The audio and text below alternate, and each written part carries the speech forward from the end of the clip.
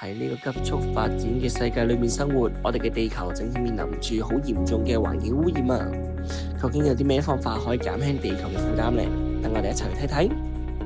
大家好，歡迎收睇高位網絡，我係 Steven 啊。10月啦，天氣就係咁熱，大家會想買包凍冰冰嘅簡單品呢？但係大家知唔知道紙包飲品盒飲完之後會去咗邊度？垃圾房、堆填區。其實紙包飲品呢，仲有好多用途嘅喎。喺香港有一間特別嘅資源回收廠，專門就將我哋眼中嘅廢物回收，再做成有價值嘅物品。就好似我哋手上用緊嘅抹手紙同 A4 紙等等，分分鐘都係由紙包飲品盒回收再做出嚟㗎。呢一間資源回收廠就係香港首間用紙包飲品盒嚟循環製造嘅，佢就係喵坊啦。好，咁張生，你介紹下你公司嗰個公司理念啊？係好啊！我哋呢度係喵喵啦。咁我哋喵喵係全香港唯一一間嘅紙包飲品盒回收廠。咁我哋做啲乜嘢呢？我哋其實就會係喺大家嘅周遭啦，回收一啲我哋平時飲嘅紙包飲品盒啦，即係譬如可能檸檬茶啊，又或者牛奶盒咁樣啦。咁就再做翻一啲再生嘅產品嘅，譬如一啲叫做紙巾啊，又或者係一啲 A4 紙啊咁樣嘅。咁係啦，呢個我哋就係我哋今日嘅見到嘅教育中心啦，都會有一啲平時有啲參觀團啊，咁樣大家推廣呢個環保回收嘅理念嘅。咁我哋希望公司就最希望就可以做到一個減少堆填區嘅廢物咯，希望可以大家做到回收，就喺我哋呢個廠度做翻啲再造嘅紙嘅產品咁樣咯。咁我哋前面有咁多 product 啦，你可唔可以幫我哋介紹一下？好啊，咁其實呢啲咧，其實我哋平時有啲紙包飲品盒咧，唔知大家有冇拆開過啦？佢其實佢裏邊咧，基本上都有6層嘅，包括有紙啦、有膠啦，同埋有鋁啦。咁但係我哋回收嘅咧，通常都係回收啲紙嘅成分嘅啫。咁所以咧，我哋公司就會有機器啦，就會將一啲鋁同埋膠咧就分離咗開嘅。咁分離咗之後咧，就會提取翻有用嘅呢啲咁嘅我哋叫紙漿嘅產品啦。咁就呢啲紙漿其實就已經可以攞嚟再做一個進行處理咧，就做翻一啲譬如抹手紙啊，又或者譬如廁紙啊咁樣嘅產品嘅。呢啲我哋喺市場上面都有得賣嘅。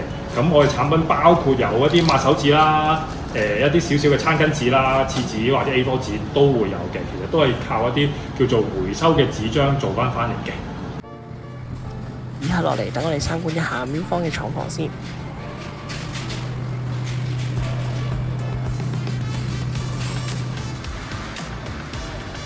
廠房嘅日常運作係將收集翻嚟嘅各種可以回收嘅材料進行分類。材料除咗紙包飲品盒之外，仲包括有塑膠、紙張、金屬等。分類完之後，就可以用大型機器進行篩選、壓縮、加工，再轉化為新嘅產品，減少對自然資源嘅依賴。我想問下咧，而家做回收呢樣嘢有啲咩困難嘅？其實困難都有可能兩個方面啦。第一就係回收率唔夠啦。咁我哋其實香港每日咧產生60噸呢啲咁嘅紙包飲品，但係其實真係俾我哋回收嘅咧，其實每日得2至3噸嘅，即係可能少過5%嘅。咁第一件事就可能希望，即係我都知可能會大家唔係每一個都可以好努力咁回收到，咁但係希望都可以盡量提高呢啲咁嘅紙包盒嘅回收率啦，又或者其實紙杯有啲可以回收到，俾我哋回收到嘅。咁但係另一個困難咧，就係我哋其實好強調一個叫清潔回收啦，因為可能頭先都大家睇過廠房啦，咁都好乾淨嘅。咁就如果大家俾我哋嘅回收物，如果譬如可能裡面污糟，可能有啲仲有啲飲品啊或者牛奶嘅話咧，就會令到嗰個衞生條件就會令到回收度好差。咁對屋苑嚟講都係一個困難嘅，即係佢唔會想擺，但係居民唔會想擺一個發臭嘅回收桶喺你嗰度啊嘛。咁所以咧就希望大家回收嘅時候咧，就稍為沖一沖，咁啊沖，即係見到我哋隨手執嘅紙杯或者啲紙包盒咧都好乾淨嘅，咁稍為沖一沖就 O K 㗎啦。咁就再拎去回收，咁我哋就會可以妥善咁將佢變成一啲資源咯。咁如果係撈埋一齊又多污糟邋遢嘢嘅話咧，咁嗰啲我哋就變垃圾嘅啫。咁但係如果係大家可以分類或者清乾淨嘅話咧，咁我哋用辦法將佢變做資源，可以再重新利用嘅。保護地球可以從日常生活嘅小細節做起，例如減少製造垃圾、循環再用，做好垃圾分類，回收前呢，最好就係做翻啲簡單嘅清潔，分享環保嘅知識，鼓勵家人同朋友一齊行動等等。透過呢啲簡單嘅改變，為地球未來出一分力啦！